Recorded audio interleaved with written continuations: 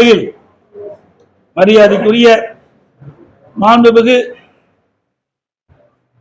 இந்திய நாட்டுடைய குடியரசு துணை தலைவர் அவர்களை நேரடியாக ஒரு இல்லத்தில் சந்தித்து அவருக்கு வாழ்த்து கூறினோம்.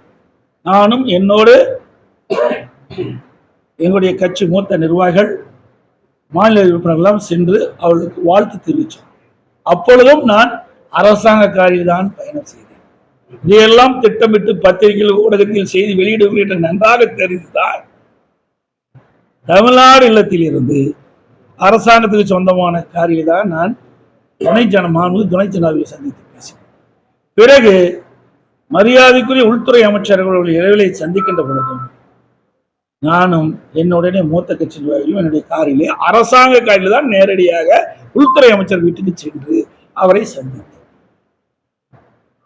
பிறகு சந்தித்து விட்டு அவர்கள் வெளியிலே சென்று விட்டார்கள். பிறகு நான் ஒரு 10-20 நிமிடம் அவர்களிடையே பேசிவிட்டு பிறகு அவர்கள் பல்வேறு பணி இருந்த காலத்தில் உள்துறை அமைச்சர் அந்த பணியை மேற்கொண்டு விட்டார். நான் வீட்டிலிருந்து வெளியில் வைக்கும் ஒரு காரில் என் முகத்தை துடைக்கிறேன். அப்பொழுது அதை எடுத்து அரசியல் பண்ணினேன். வெட்கமாகவும் வேதனையாகவும் இருக்கு.